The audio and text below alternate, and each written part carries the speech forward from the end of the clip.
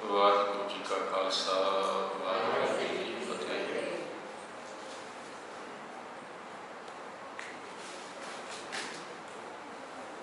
ਭਾਈ ਸਾਹਿਬ ਜੀ ਦੀ ਪਹਿਲੀ ਵਾਰ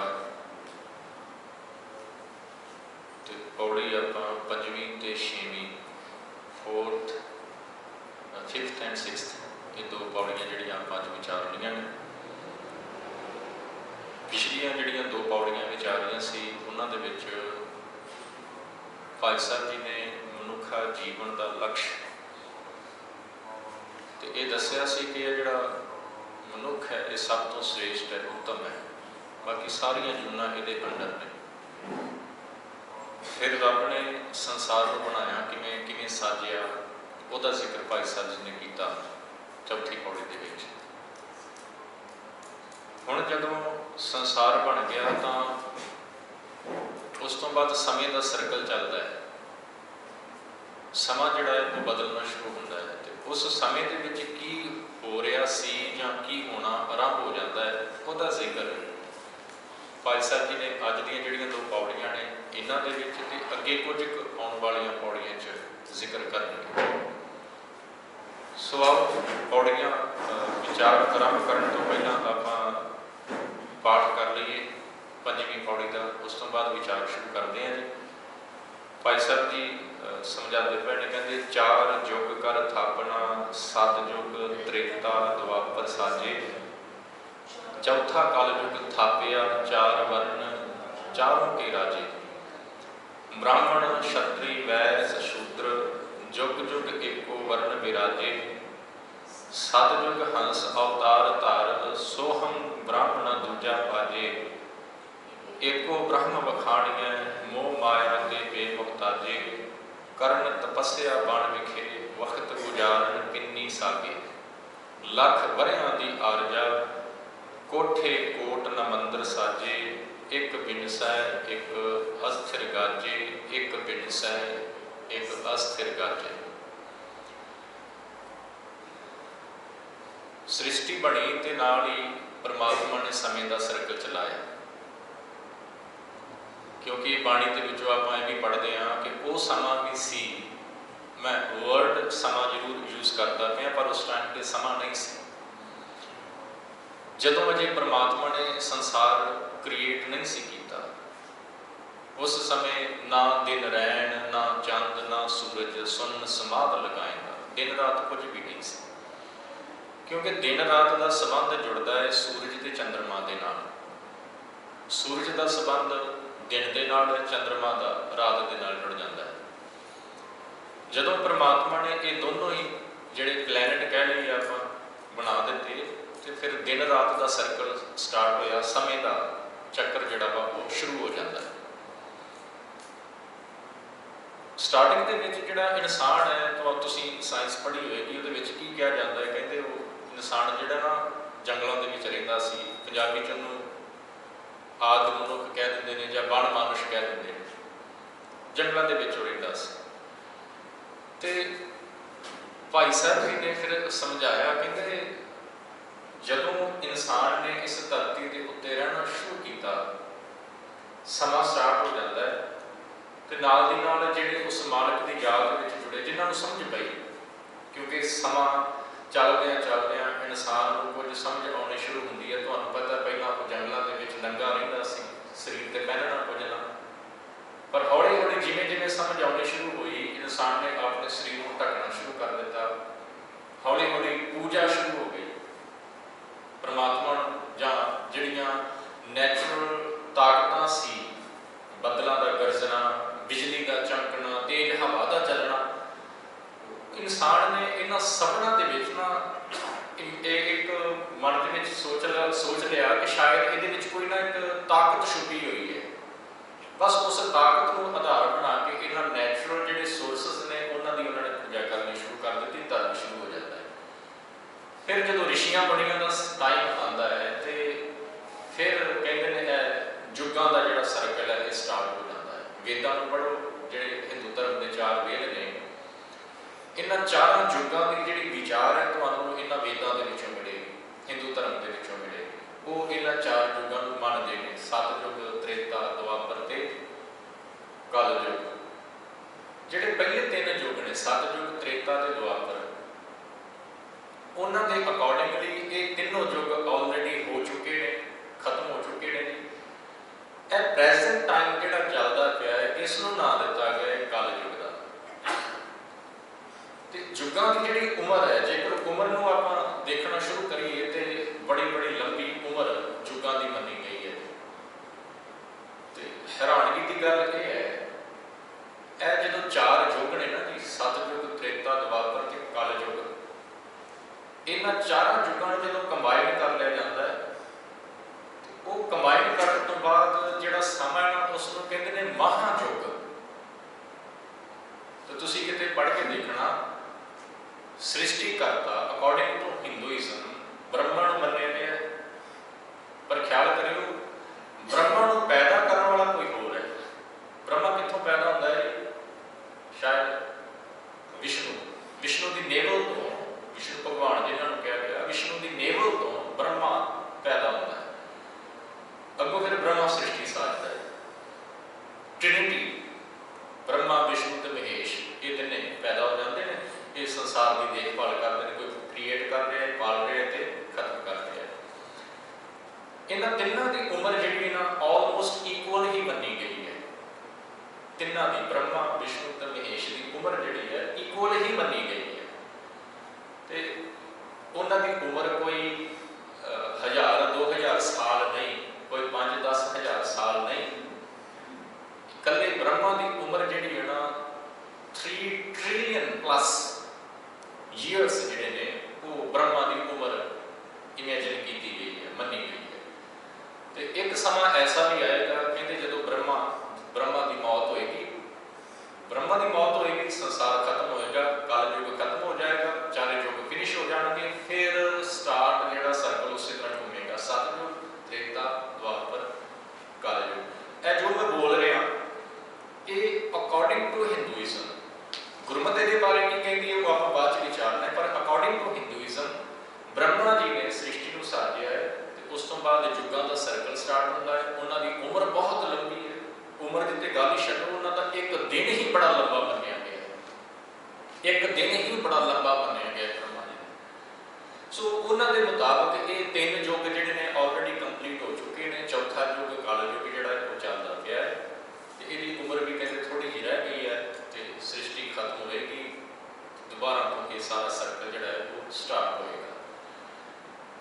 हुण भाई साहब जी इत्थे की कहते हैं, कहते 4 युग कर थापना, सतयुग, त्रेता, द्वापर साजे।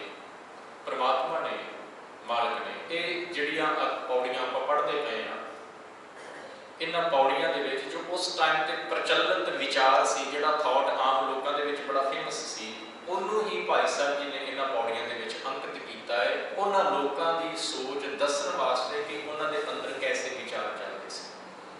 तो मैं इत्थे एक होर गल क्लीयर कर दियां, जदों ही गुरु ग्रंथ साहिब महाराज जी की बाणी पढ़दे आ ना, ते बाणी दे विच कई ऐसे नाम, एग्जाम्पल के तौर पर इन्हां युगां दा ही आपां जिक्र कर लईए, ये युगां का जिक्र तुहानूं गुरु ग्रंथ साहिब दे विचों मिलेगा, जां होर देवी देवतियां का जिक्र तुहानूं मिलेगा।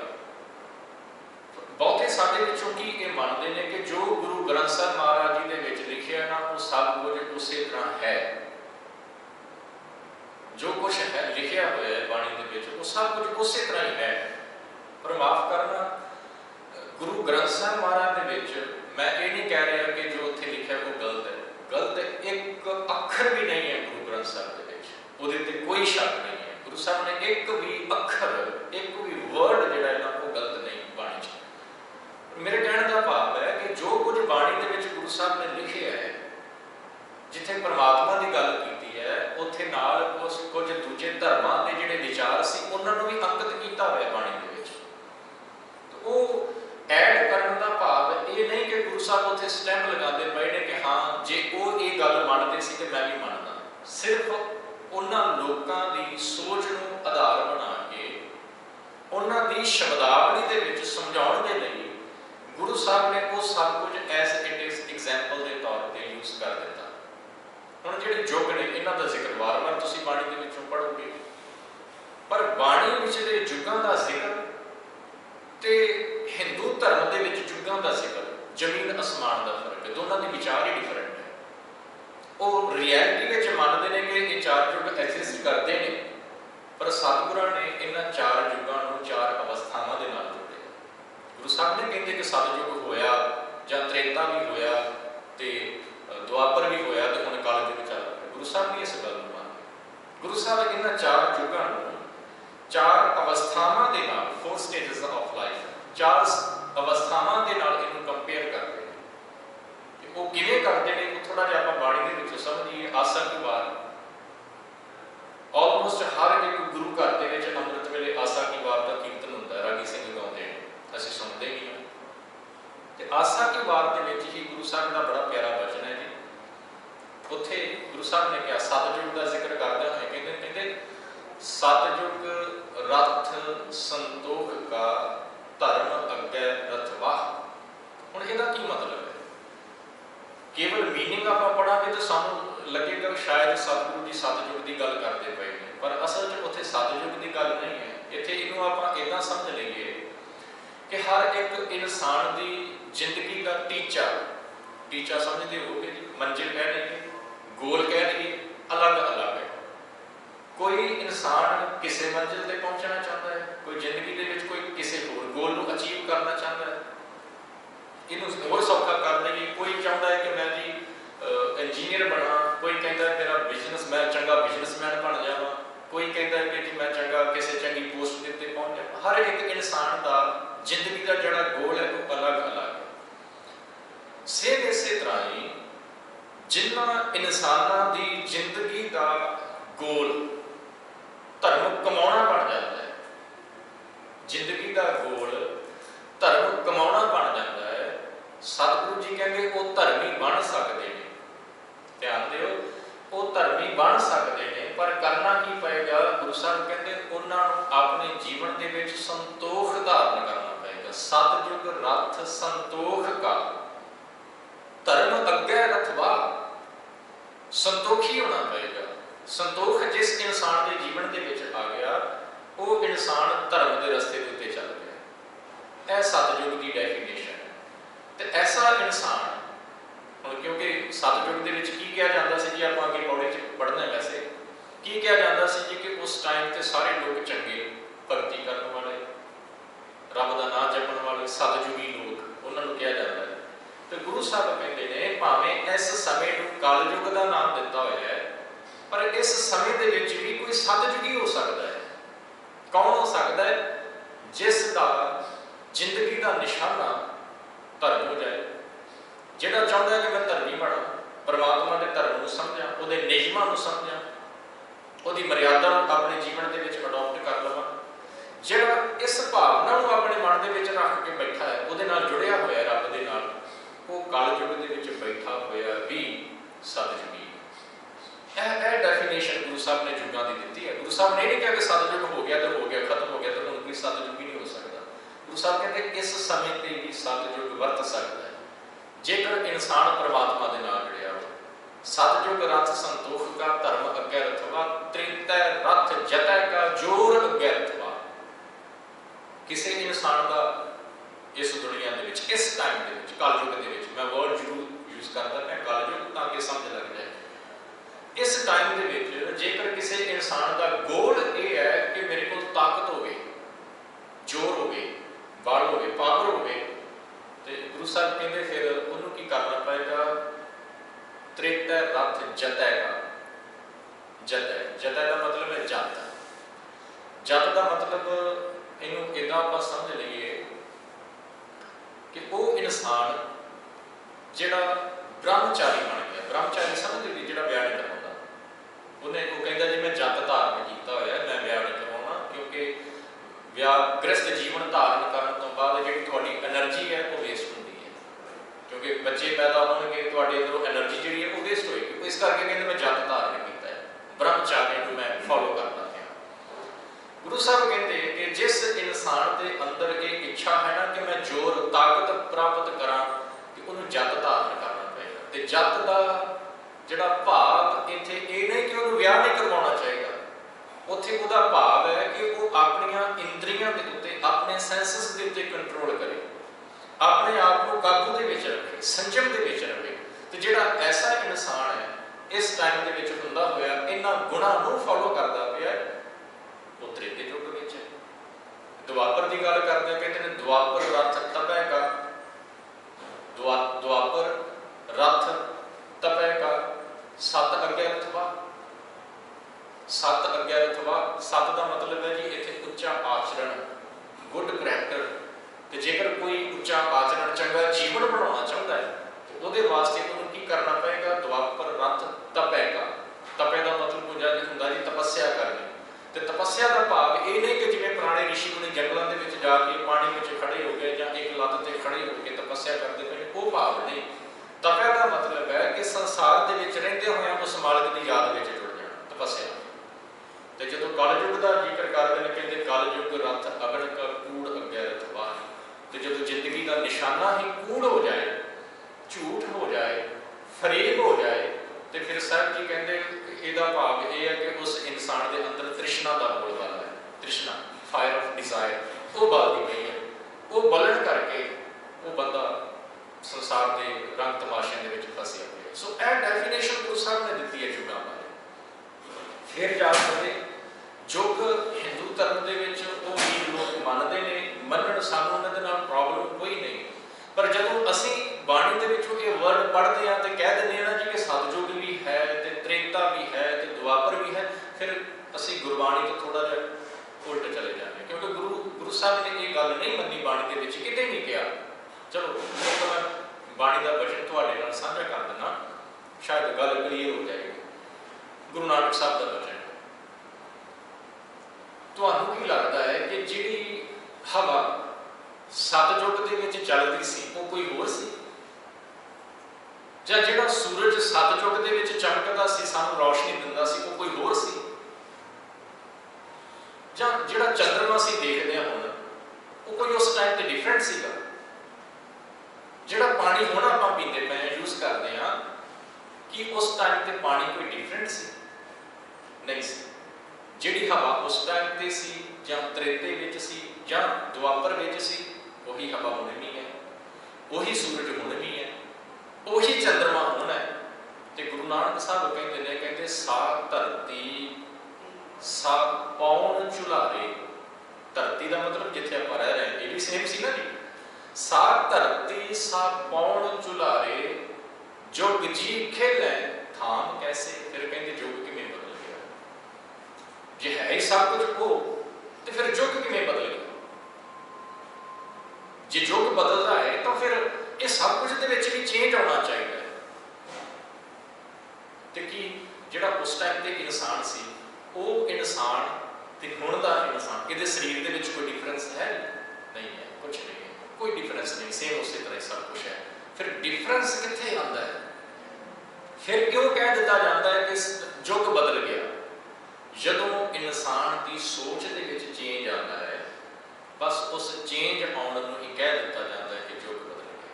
आप कह दें ना जी तू बदल गया है, कि उहदियां अखां किते होर लग गई जां लग थोड़ा जिहा साइड ते हो गया है, कोई चेहरे के विच कोई डिफरेंस नहीं आया, सेम है। फिर बदलिया कि उस इंसान दे विच उहदा जिहड़ा अंदरला सैटअप है ना जी वो चेंज हो गया, उहदी सोच चेंज हो गई है, उहदा बिहेवियर चेंज हो गया। बस इन्हां गल्लां नूं देख के आप कह दिंदे कि भाई तू तो बदल गया, वो नहीं रहा जिहड़ा पहलां सी।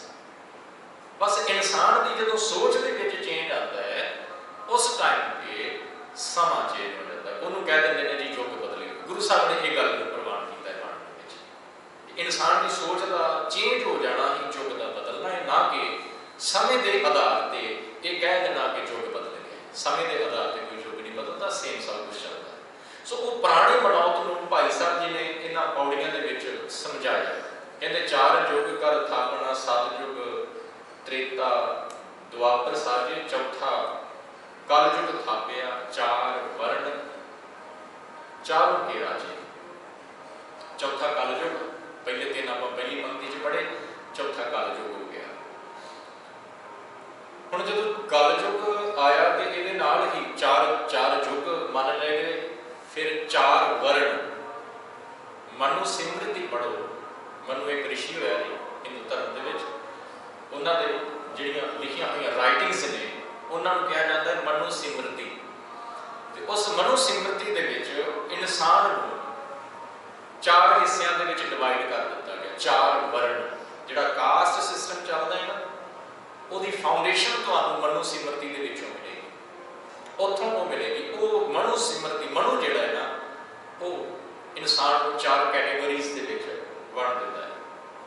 4 कैटेगरी ਕਿਹੜੀਆਂ ਬਣ ਗਈਆਂ ਜੀ? ਸਭ ਤੋਂ ਪਹਿਲੀ ਆ ਗਈ ਜੀ ब्राह्मण। हाँ जी, 4 वर्ण, चारों के राजे। राजे का मतलब इतने 4 देवते जी मन्ने गए ਜਿਹੜੇ, ਉਹ फिर बन गए जी ब्राह्मण, क्षत्रि, वैश्य, शूद्र, जुग जुग एको वर्ण विराजे। ये 4 कैटेगरीज बना दी गई। ब्राह्मण बन गया, खत्री बन गया, वैश्य बन गया ते शूद्र। ब्राह्मण जिहड़ा है ना जी सब तो उत्तम है। उस तो बाद आ जाता है जी क्षत्री, जिन्होंने खत्री कह देंगे, वॉरियर कह देंगे ने।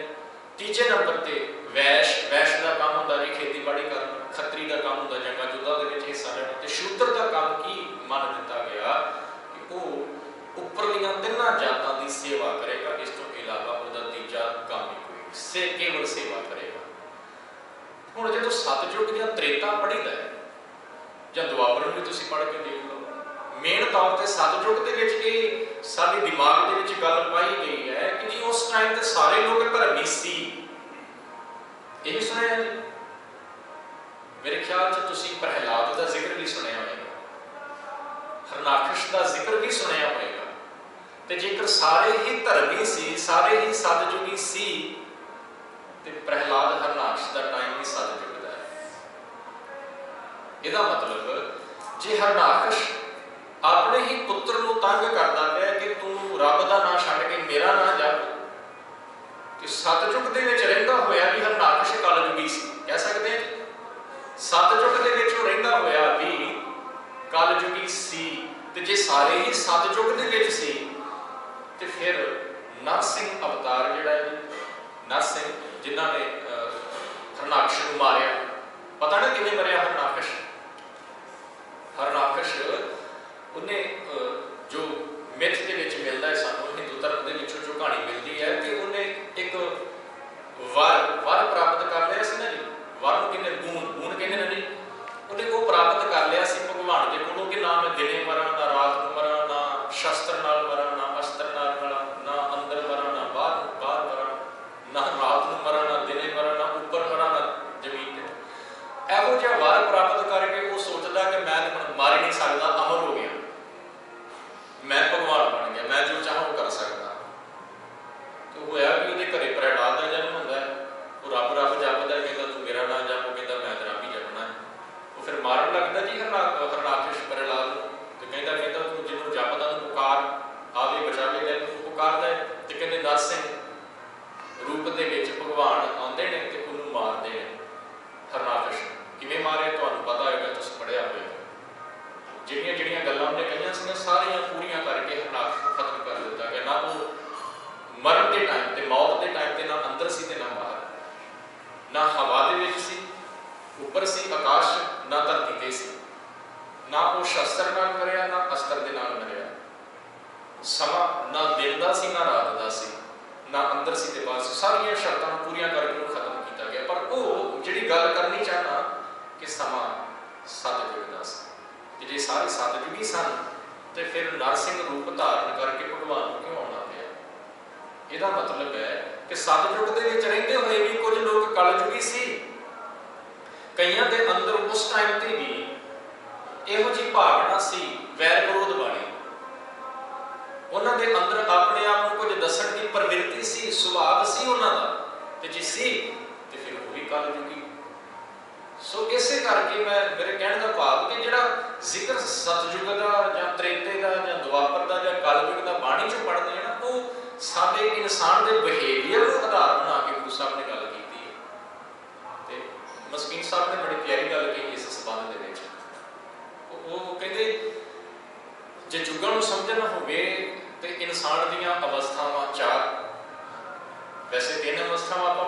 बाणी चों बाल जवानी बिरध फुल तीन अवस्था जान। पर वो कहते जेकर जुगां दे नाल अटैच करके समझना होवे तो फिर चार अवस्थावां आपां बना सकते हैं। वो किवें?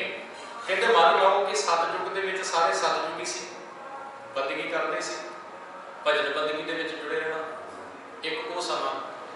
पर उस तो भी पहला जिहड़ा मैं आद मनुख दा जिक्र किया जिन्हें जंगलों के विच रहना शुरू कर दिता, कहते उहदियां लोड़ां की सी, उहनूं समझ कुछ नहीं, बहुती उहदे अंदर चलाकी कोई नहीं, जो मिल जाना फल फ्रूट खा लेना, भुख लगनी जे फल फ्रूट ना होना समझदा तो किसी जानवर का शिकार करके खा लेना, लोड़ां अपने आप कुदरत पूरियां करदी पई उहनां दी।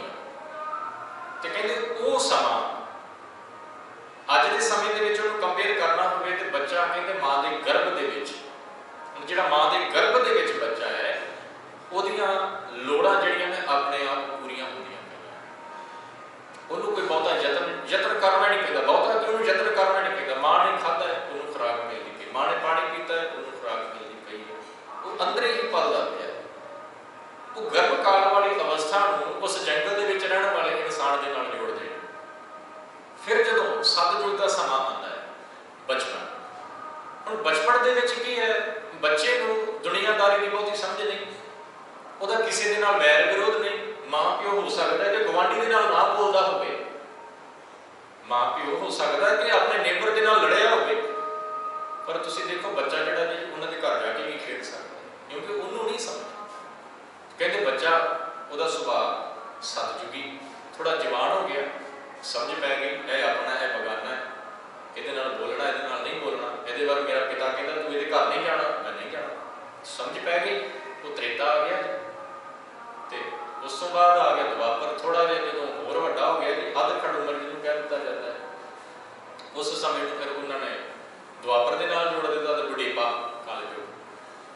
ਤੇ ਪੜ੍ਹਦੇ ਜੀ ਵਿਦਵਾਨ ਦੀ ਗੱਲ ਬੜੀ ਪਿਆਰੀ ਲੱਗੀ ਮੈਨੂੰ, ਕਹਿੰਦੇ ਕਲਯੁਗ ਦੇ ਵਿੱਚ ਜੇਕਰ ਬੁਢੇਪੇ ਦੇ ਨਾਲ ਇਸ ਅਵਸਥਾ ਨੂੰ ਕੰਪੇਅਰ ਕੀਤਾ ਜਾਵੇ ਤੇ ਬੁਢੇਪਾ ਜਿਹੜਾ ਨਾ ਬੁੱਢਾ ਇਨਸਾਨ ਬਜ਼ੁਰਗ ਬੜਾ ਸਿਆਣਾ ਹੁੰਦਾ ਹੈ।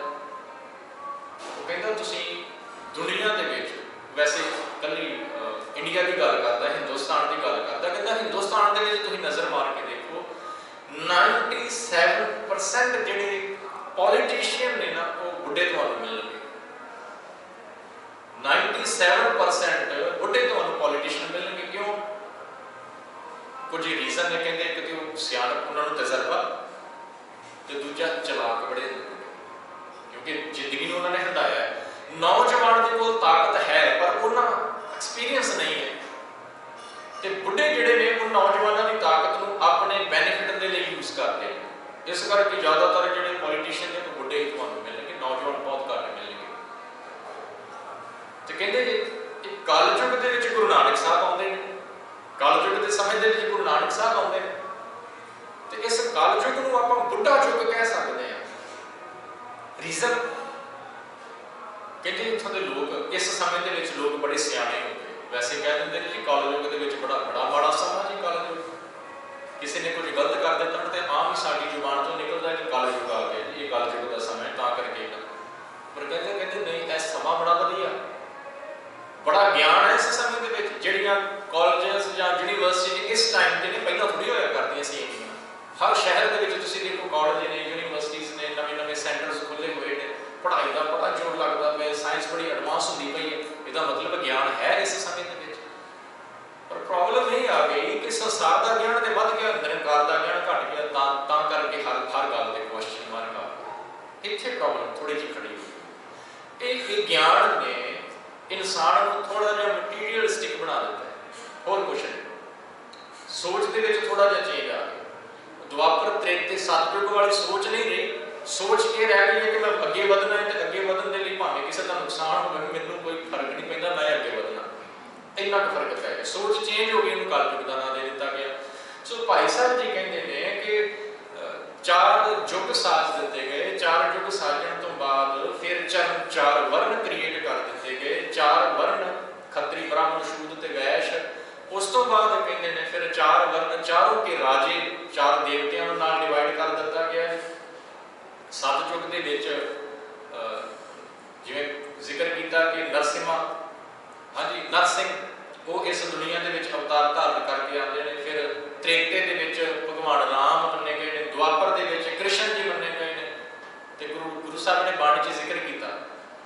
कहते देखो जिथे 4 अवस्थावां का जिक्र किया जी, उत्थे नाल एक गल होर भी कह दी, कहते सतयुग धर्म पैर है 4 बाणी च गुरु नानक साहब, सतयुग धर्म पैर है 4।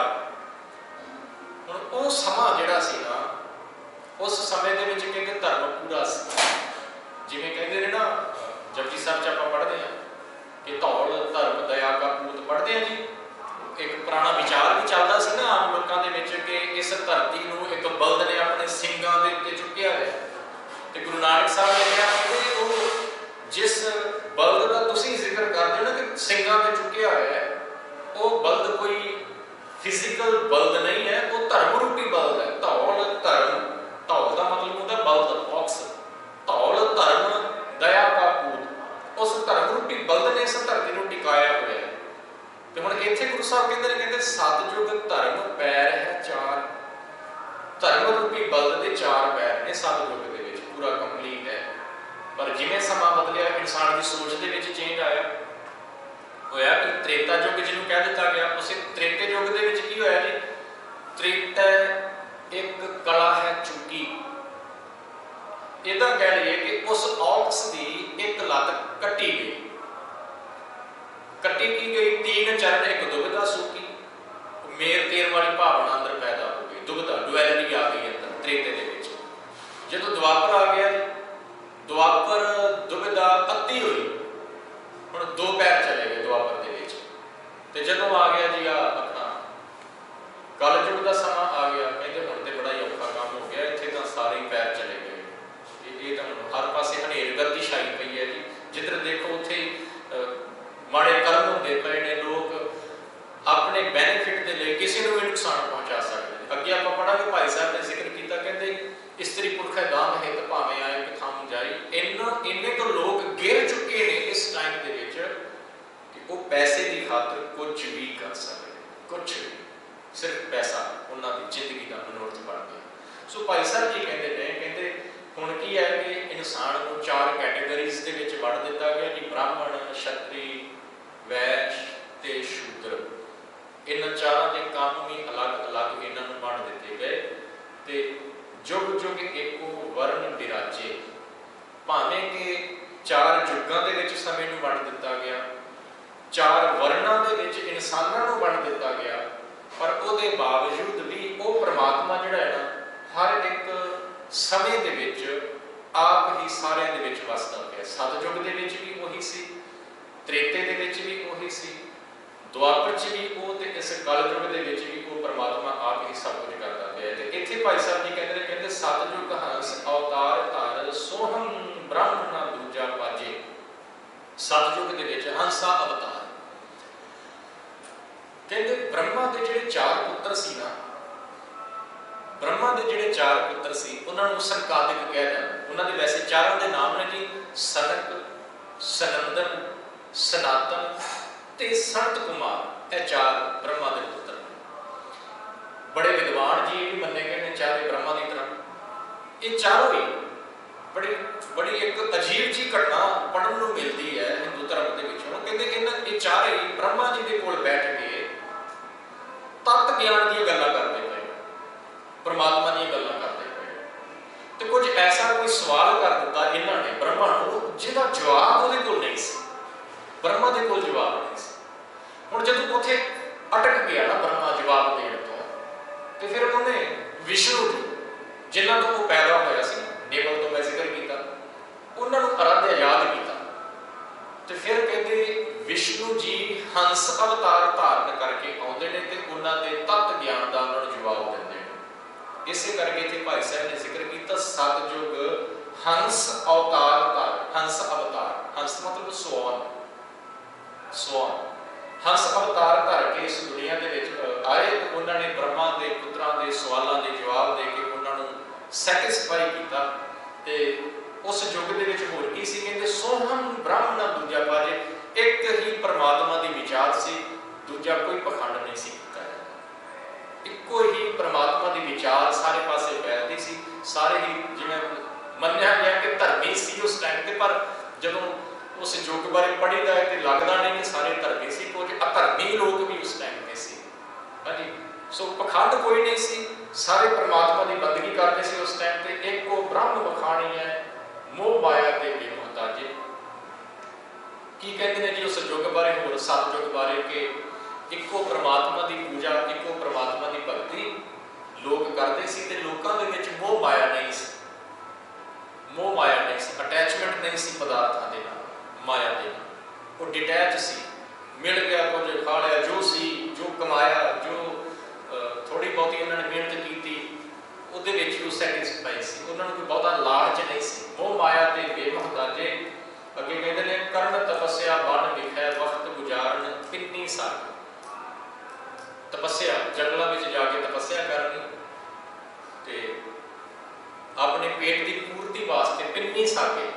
ਪਿੰਨੀ ਸਾਗੇ ਦਾ ਮਤਲਬ ਹੈ ਕਿ ਜੋ ਵੀ ਉੱਥੇ ਮਿਲਣਾ ਖਾਣ ਨੂੰ ਜੰਗਲ ਦੇ ਵਿੱਚ ਨਾ, ਕੰਦ ਮੂਲ, ਜੇ ਸੀਜ਼ਨਲ ਕੋਈ ਫਰੂਟ ਹੋਇਆ ਉਹ ਫਰੂਟ ਤੋੜ ਕੇ ਖਾ ਲੈਣਾ, ਜਾਂ ਜੋ ਕੰਦ ਮੂਲ ਹੁੰਦਾ ਸੀ ਕਿ ਉਹਨੂੰ ਉਬਾਲ ਕੇ ਉਹਦੀ ਪਿੰਨੀ ਬਣਾ ਲੈਣੀ। ਪਿੰਨੀ ਸਮਝਦੇ ਜਿਵੇਂ ਲੱਡੂ ਹੁੰਦਾ ਹੈ, ਉਹ ਪਿੰਨੀ ਬਣਾ ਕੇ ਤੁਹਾਨੂੰ ਖਾਣਾ। ਤਾਂ ਕਰਕੇ ਇੱਥੇ ਭਾਈ ਸਾਹਿਬ ਨੇ ਜ਼ਿਕਰ ਕੀਤਾ ਪਿੰਨੀ ਸਾਗੇ।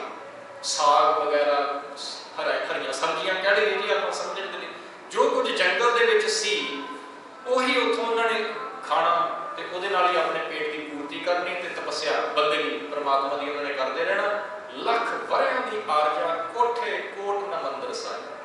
ਤੇ ਦੂਜੀ ਇੰਟਰਸਟਿੰਗ ਗੱਲ ਕੀ ਹੈ ਕਿ ਉਸ ਟਾਈਮ ਦੇ ਲੋਕਾਂ ਦੀ ਉਮਰ ਬੜੀ ਲੰਬੀ ਹੋਇਆ ਕਰਦੀ ਸੀ। ਲੱਖ ਵਰਿਆਂ ਦੀ ਆਰਜਾ, ਇੱਕ ਲੱਖ ਸਾਲ ਇੱਕ ਇਨਸਾਨ ਦੀ ਉਮਰ ਮੰਨੀ ਜਾਂਦੀ ਸੀ ਉਸ ਟਾਈਮ।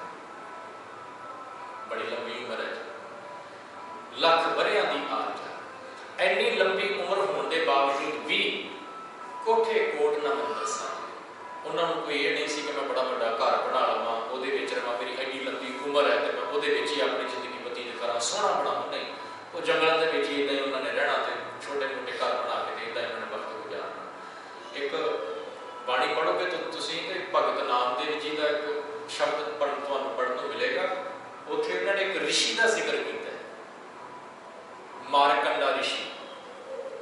ਉਹਦੇ ਬਾਰੇ ਜ਼ਿਕਰ ਕਰਦੇ ਨੇ, ਕਹਿੰਦੇ ਲੰਬੀ ਉਮਰ ਉਹਦੀ ਵੀ ਬਹੁਤ ਸੀ ਕਿਉਂਕਿ ਸਤਯੁਗ ਦਾ ਟਾਈਮ ਤੇ ਬੜੀ ਲੰਬੀ ਉਮਰ ਦੇ ਲੋਕ। ਉੱਥੇ ਉਹ ਜ਼ਿਕਰ ਕਰਦੇ ਨੇ, ਕਹਿੰਦੇ ਗਹਿਰੀ ਕਰਕੇ ਨੀਮ ਖੁਦਾਈ ਉੱਪਰ ਮੰਡਪ ਛਾਏ। ਅਗਲੀ ਲਾਈਨ, ਮਾਰਕੰਡੇ ਤੇ ਕੋ ਅਧਿਕਾਰੀ ਜਿਨ ਤ੍ਰਿਣ ਧਰ ਮੂੰਡ ਬੁਲਾਏ। ਕਹਿੰਦੇ ਮਾਰਕੰਡੇ ਦੀ ਉਮਰ ਬਹੁਤ ਲੰਬੀ ਸੀ, ਆਮ ਲੋਕਾਂ ਦੇ ਨਾਲੋਂ ਵੀ ਲੰਬੀ ਉਮਰ ਸੀ ਉਹਦੀ। ਜੇ ਸਤਯੁਗ ਦੇ ਵਿੱਚ 1-1 ਲੱਖ ਸਾਲ ਉਮਰ ਇਨਸਾਨ ਦੀ ਮੰਨੀ ਗਈ ਹੈ ਤੇ ਮਾਰਕੰਡੇ ਦੀ ਕਹਿੰਦੇ ਉਹਨਾਂ ਨਾਲ ਵੀ ਜ਼ਿਆਦਾ ਲੰਬੀ ਉਮਰ ਸੀ। ਪਰ ਐਡੀ ਲੰਬੀ ਉਮਰ ਹੋਣ ਦੇ ਬਾਵਜੂਦ ਵੀ ਉਹਨੇ ਕੋਈ ਆਪਣੇ ਵਾਸਤੇ ਪੱਕਾ ਮਕਾਨ ਨਹੀਂ ਬਣਾਇਆ, ਕੋਈ ਵੱਡਾ ਮਕਾਨ ਮਹਿਲ ਨਹੀਂ ਉਸਾਰ ਕੇ ਬੈਠਾ। ਜਿਨ ਤ੍ਰਿਣ ਧਰ, ਤ੍ਰਿਣ ਕਹਿੰਦੇ ਨੇ ਜੀ ਕੱਖ, ਕਾਨੇ, ਤੀਲੇ। एक कह लीजिए कि छोटी जी लकड़ की कोई हट जी बना के, झोंपड़ी जी बना के उन्हें अपनी सारी जिंदगी कढ़ दी। भाई साहब जी कहते आम लोगों के प्रचलित ख्याल की सी कि लखा लखा साल उम्र होया करती सी इंसानों की, तो उन्होंने अंदर लालच कोई नहीं। आम जो छोटे छोटे घरों के जंगलों के रह के उन्होंने अपनी सारी जिंदगी बतीत कर देनी। तो इस 5वीं पौड़ी की लास्ट पंक्ति में कहते एक बिनसै एक अस्थिर गल। ਇਹਦਾ ਭਾਵ ਕਹਿੰਦੇ ਕਿ ਇੱਕ ਕਿਸੇ ਦੀ ਮੌਤ ਹੋ ਜਾਣੀ ਤੇ ਦੂਜਾ ਆਪਣੇ ਆਪ ਨੂੰ ਸਮਝਦਾ ਸੀ ਕਿ ਮੈਂ ਸਦਾ ਹੀ ਰਹਿਣਾ। ਇਸ ਪੰਕਤੀ ਦੇ ਦੋ ਤਰ੍ਹਾਂ ਦੇ ਨਾਲ ਵਿਦਵਾਨਾਂ ਦੇ ਅਰਥ ਮਿਲਦੇ ਨੇ। ਇੱਕ ਕਹਿੰਦੇ ਨੇ ਕਿ ਕਿਸੇ ਦੀ ਜਦੋਂ ਮੌਤ ਹੁੰਦੀ ਸੀ ਸਤਯੁਗ ਦੇ ਵਿੱਚ ਤੇ ਉਹਦੀ ਮੌਤ ਨੂੰ ਦੇਖ ਕੇ ਵੀ ਇਹ ਕਿਸੇ ਦੇ ਅੰਦਰ ਖਿਆਲ ਨਹੀਂ ਸੀ ਪੈਦਾ ਹੁੰਦਾ ਕਿ ਮੈਂ ਵੀ ਇੱਕ ਦਿਨ ਚਲੇ ਜਾਣਾ। ਉਹ ਕਹਿੰਦਾ ਸੀ ਮੈਂ ਤੇ ਹੈ ਇੱਥੇ, ਮੈਂ ਤੇ ਸਦਾ ਹੀ ਰਹਿਣਾ। ਤੇ ਦੂਜਾ ਕਹਿੰਦੇ ਨੇ ਕਿ ਇੱਕ ਬਿਨਸ ਹੈ, ਆਮ ਇਨਸਾਨ ਤੇ ਜਾਣਗੇ ਦੁਨੀਆ ਦੇ ਵਿੱਚੋਂ, पर एक अस्थिर गज है वो परमात्मा जिहड़ा ना वो सदा रहने वाला। ਉਹਦੇ पैदा किए हुए जीव, पैदा किए हुए इंसान एक आउंदा एक जाता है, आना जाना चलता रहेगा उन्हों का, पर एक परमात्मा जिहड़ा ना जी वो हमेशा इस दुनिया के विच कायम रहेगा। ਇਹਦੇ ਵਿੱਚ इस पौड़ी के विच भाई साहब जी ने 7 युग का जिक्र किया है।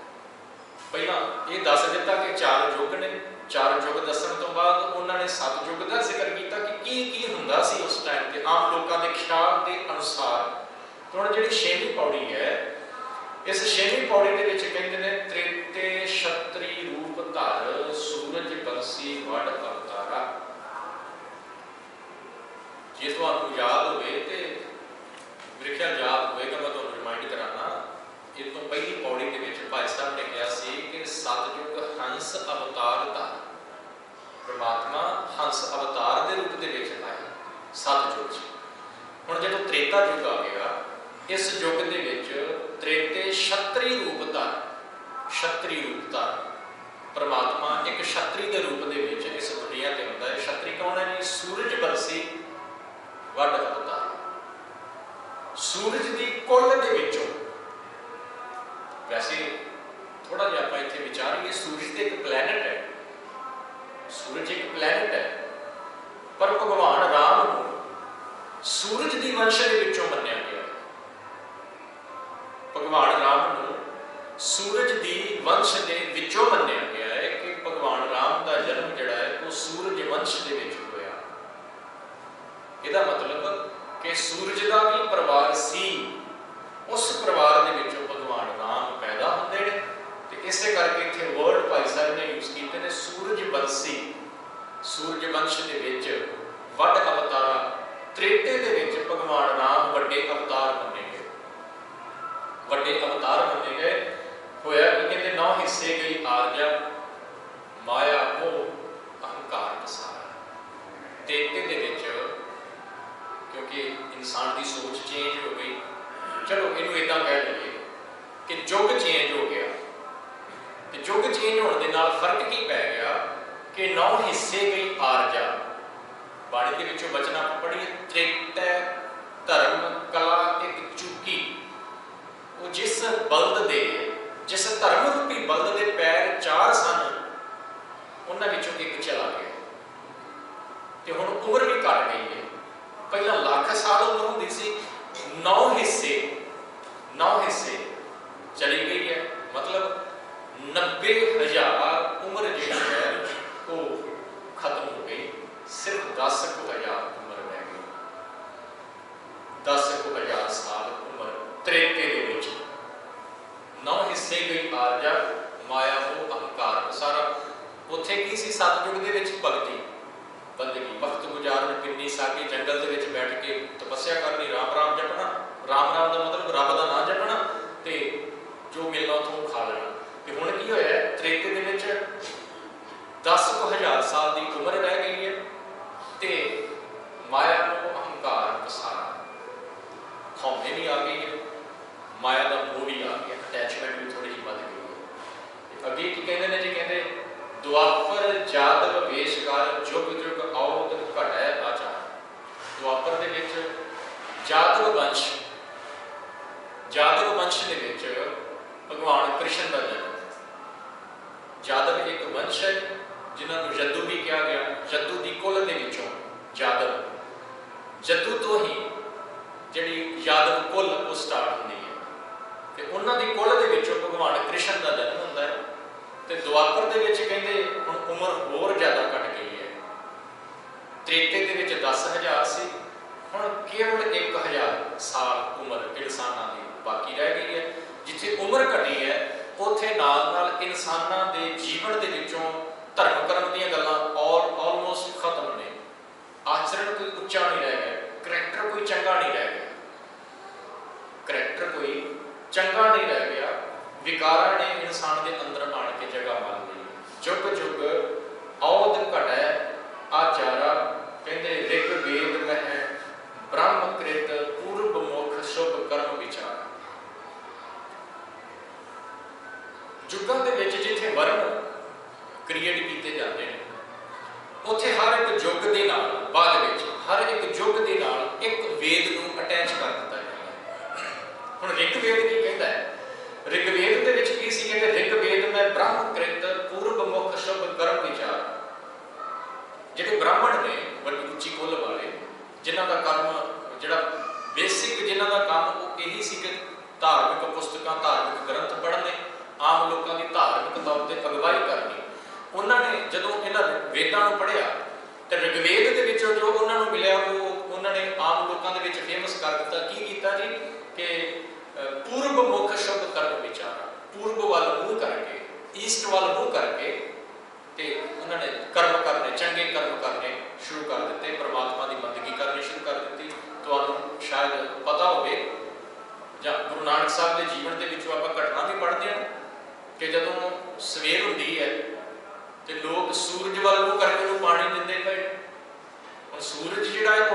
बाय ईस्ट दे विच, ਇਹਦਾ मतलब है कि वो पूर्व वाल ਨੂੰ करे। ਜਿਹੜੀ विचार ऋग्वेद ਦੇ ਵਿੱਚੋਂ ਇਹਨਾਂ ਯੁੱਗਾਂ ਤੋਂ ਸਟਾਰਟ ਹੋਈ ਸੀ, ਉਹ ਵਿਚਾਰ ਗੁਰੂ ਨਾਨਕ ਸਾਹਿਬ ਦੇ ਟਾਈਮ ਤੇ ਵੀ ਸੀ ਤੇ ਅੱਜ ਵੀ ਤੁਸੀਂ ਦੇਖ ਸਕਦੇ ਹੋ। ਅੱਜ ਦੇ ਟਾਈਮ ਦੇ ਵਿੱਚ ਵੀ ਉਹੀ ਵਿਚਾਰ ਪੂਰਬ ਮੁਖ ਸ਼ੁਭ ਕਰਮ ਵਿਚਾਰਾਂ ਵਾਲੀ ਜਿਹੜੀ ਗੱਲ ਹੈ ਉਹ ਅੱਜ ਵੀ ਦੇਖ ਸਕਦੇ ਹੋ। ਇੱਥੇ ਬਸ ਨਹੀਂ, ਇਹ ਤਾਂ ਚਲੋ ਹਿੰਦੂ ਧਰਮ ਦੀ ਗੱਲ ਹੈ, ਉਹ ਇਹਨਾਂ ਗੱਲਾਂ ਨੂੰ ਫੋਲੋ ਕਰਦੇ ਨੇ, ਕਰਨ।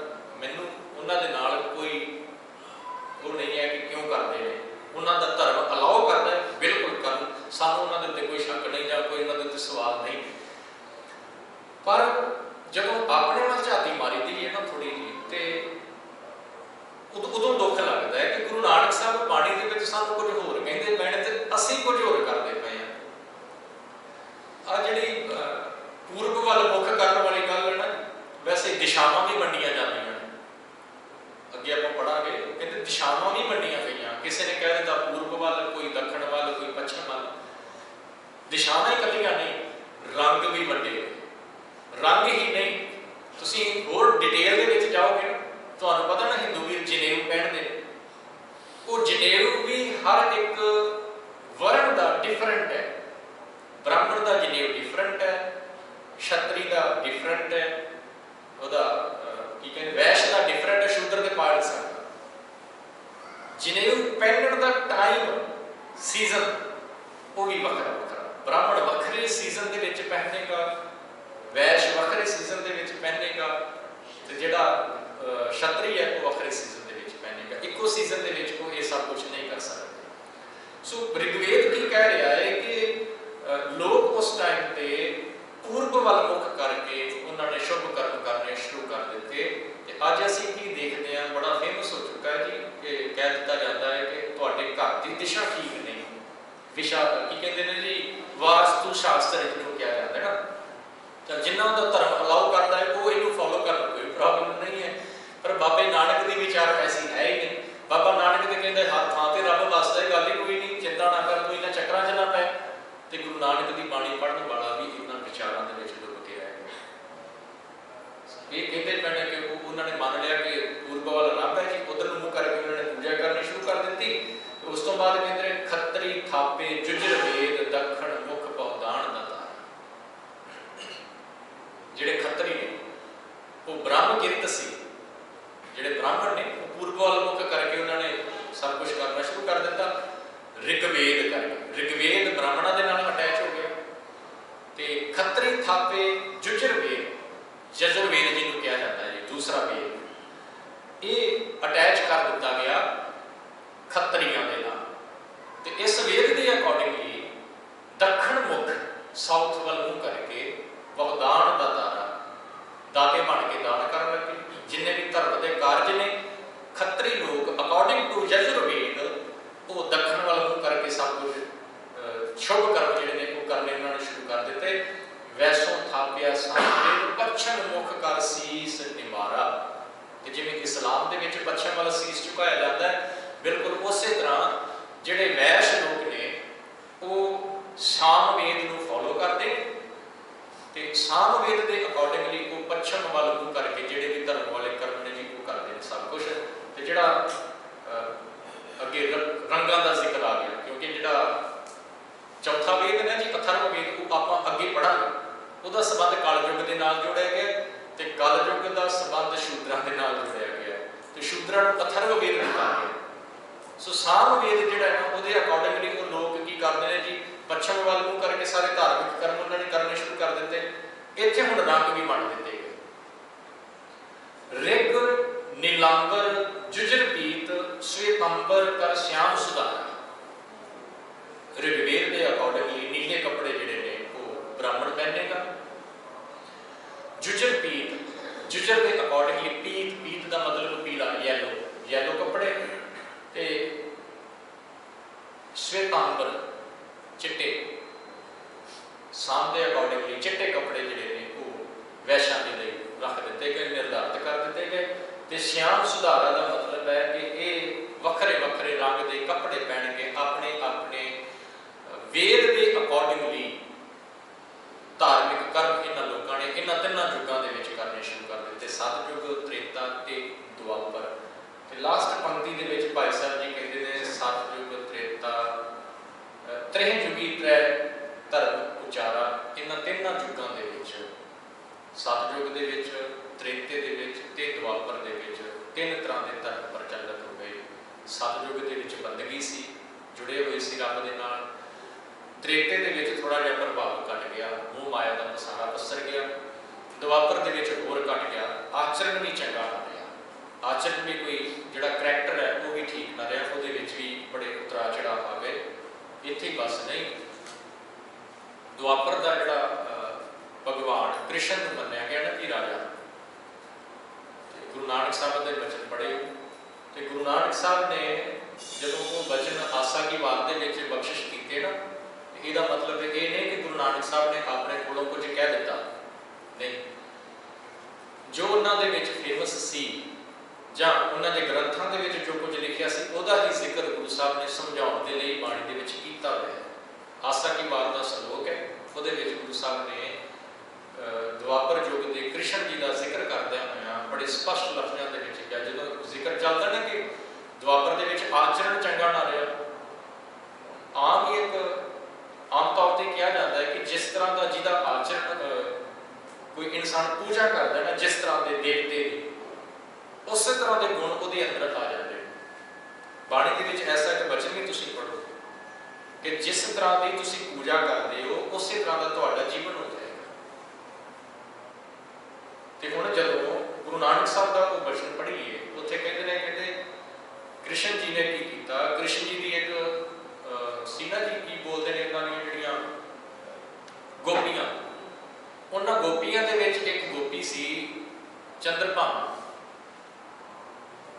ਉਹਨੇ ਮੰਗ ਕੀਤੀ ਕ੍ਰਿਸ਼ਨ ਜੀ ਦੇ ਕੋਲੋਂ ਕਿ ਜਿਹੜਾ ਇੰਦਰ ਦੇ ਉੱਥੇ ਸਵਰਗ ਦੇ ਵਿੱਚ ਇੱਕ ਦਰਖਤ ਹੈ, ਵੈਸੇ 5 ਦਰਖਤ ਮੰਨੇ ਗਏ ਨੇ ਬੜੇ ਚੰਗੀ ਕਿਸਮ ਦੇ, ਜਿਹੜੇ ਇੰਦਰ ਦੇ ਉੱਥੇ ਬਾਗ ਦੇ ਵਿੱਚ ਲੱਗੇ ਹੋਏ। ਉਹਨਾਂ 5 ਦੇ ਵਿੱਚੋਂ ਇੱਕ ਦਾ ਨਾਮ ਆਉਂਦਾ ਹੈ ਜੀ ਪਾਰਜਾਤ, ਤੇ ਪਾਰਜਾਤ ਰੁੱਖ ਬਾਰੇ, ਤੇ ਇੱਕ ਦਾ ਨਾਮ ਜੀ ਕਲਪ ਬ੍ਰਿਸ਼, 3 ਹੋਰ ਨੇ। ਇਹਨਾਂ ਦੋਨਾਂ ਬਾਰੇ ਗੱਲ ਕੀ ਫੇਮਸ ਹੈ। ਹੁਣ ਇੱਕ ਹੋਰ ਨਾਮ ਮੈਂ ਲੈਣ ਲੱਗਾ, ਤੁਸੀਂ ਉਹ ਸੁਣਿਆ ਹੋਇਆ, ਕਾਮਧੇਨ ਗਊ ਸੁਣਿਆ। ਉਹ ਗਾਂ, ਉਹ ਕਾਊ ਜਿਹੜੀਆਂ ਇੱਛਾ ਪੂਰੀਆਂ ਕਰਦੀ ਹੈ।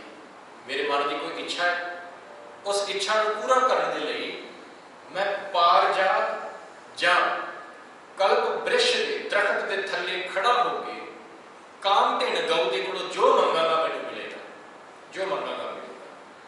ਉਹ ਗੋਪੀ ਨੇ ਕਿਹਾ ਕਿ ਤੁਸੀਂ ਜੇਕਰ ਮੈਨੂੰ ਪਿਆਰ ਕਰਦੇ ਹੋ ਤੇ ਫਿਰ ਉਹਦੇ ਬਾਗ ਦੇ ਵਿੱਚੋਂ ਪਾਰਜਾਤ ਦਰਖਤ ਜਿਹੜਾ ਨਾ ਇੱਥੇ ਲੈ ਕੇ ਆਓ। पारजात गोपी लै आया बिंद्रावन में रंग किया, बिंद्रावन में रंग किया। ਉਹਦੇ ਕਹਿਣ ਤੇ ਉਹ ਦਰਖਤ ਜਿਹੜਾ ਹੈ ਉਹ ਬਿੰਦਰਾਵਨ ਦੇ ਵਿੱਚ ਲਿਆਂਦਾ ਜਾਂਦਾ ਹੈ। ਕਾਹਦੀ ਖਾਤਰ?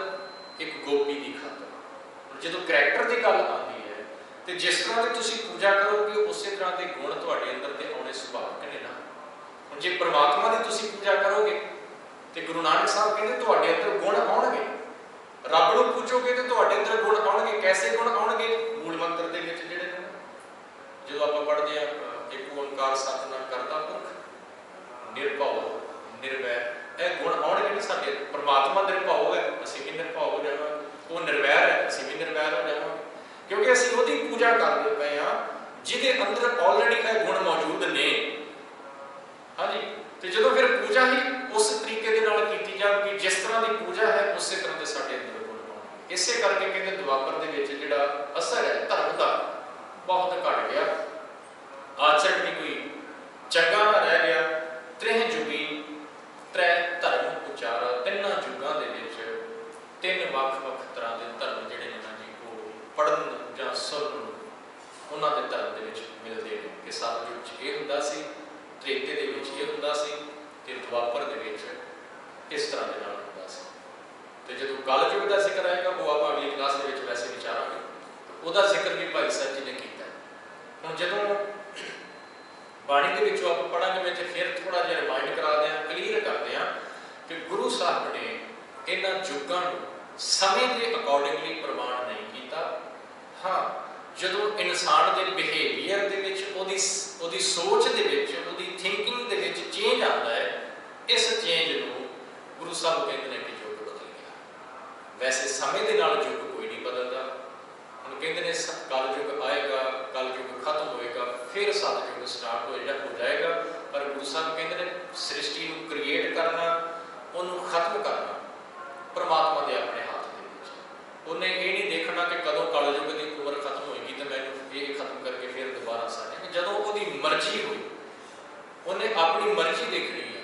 परमात्मा ने अपनी खुशी देखनी है जी। उन्हें मालिक ने अपनी रजा के अकॉर्डिंगली उन्हें संसार को साजिया, उन्हें अपनी रजा के मुताबिक ही इसको खत्म करना है। ये खत्म होना है एक दिन, कदों खत्म होना है वो ना तुम दस सकते ना मैं दस सकता। पर जेकर आप कहिए कि कलयुग की उम्र इन्नी, पिछे जो शायद तुम सुनिया होगा, मेरे ख्याल 2012 की गल है, 2012 बड़ी खबर उड्डी सी कि 2012 के दुनिया खत्म हो जानी जी, दुनिया खत्म। एक मूवी हॉलीवुड मूवी भी आई सी 2012, 10 साल हो गए दुनिया उस तरह की जी, है ना जी। सो दुनिया कदों खत्म होनी है ना तुम दस सकते हो ना मैं दस सकता। ये जिन्हें साजी है जी वही जानता है कदों खत्म होनी। सो कह मोटी जी जी गल है समझने वाली, जो गुरु साहब ने या भाई साहब ने सानू समझाई है कि जी युग जिहड़े ने इंसान की सोच के नाल रिलेटेड ने। जे कल युग के कोई रब के नाल जुड़िया हुआ है तो इस समय के सतयुगी है, जे धर्म का निशाना है, जे इंसान के अंदर ताकत प्राप्त करने की इच्छा है तो वो जत रख के बैठा है, वो त्रेते च है। जेकर दुआपर की गल करिए, दुआपर के वो तपस्या करता पे, मतलब अपने आप को कंट्रोल के रख के बैठा है, उसका निशाना की है दुआपर रथ तपैगा सत अग्गै रथवा, उच्चा आचरण चुकना, उच्चा आचरण बनाना, गुड करैक्टर बनाना, वो दुआपर च है। पर वैसे कल युग की वडियाई गुरु नानक साहब ने बाणी च बड़ी की, जिन्ना होरां ने कल युग नूं माड़ा किया ना, गुरु नानक साहब कहते कल युग उत्तमो जुगा माही, सब तो चंगा ही कल युग है। असीं किसी ने कोई छोटी जी कोई गलती कर दी, मिस्टेक कर दी, कहते कल युग है। पर गुरु नानक साहब कहते कल युग सब तो चंगा, क्यों? क्योंकि कल मैं राम नाम सा परमात्मा की बंदगी इस कल युग के जिहड़ा कर गया, गुरु साहब कहते वो सारे युगों तो उपर उठ गया। सो ये गल भाई साहब जी ने इन्होंने 12 के समझाई है। जिहड़ियां कुछ आरंभ वाली 12 ने ना, इस तरह पुरातन जिहड़े ख्याल सी उन्होंने भाई साहब जी ने बयान किया है। वो बयान करने तो बाद भाई साहब जी ने फिर गुरु नानक साहब के प्रकाश वाल चलना है। गुरु नानक साहब का प्रकाश वो पहले जिहड़े हालात सी, लोगों की सोच सी, थिंकिंग सी, उन्होंने बड़ी डिटेल के नाल एक्सप्लेन करते पे भाई साहब। फिर ये एक्सप्लेन करदे भाई साहब जी ने गुरु नानक साहब के प्रकाश तक पहुँचना है, फिर उत्थों गुरु नानक साहब का जीवन स्टार्ट होना है। सो अज आप युगों के बारे पढ़े, 3 युग उन्होंने का जिक्र आप पढ़िया जी। अगली क्लास के कल युग तो उस तो बाद की जिक्र करते हैं आप विचारांगे जी। वाहिगुरू जी का खालसा, वाहिगुरू।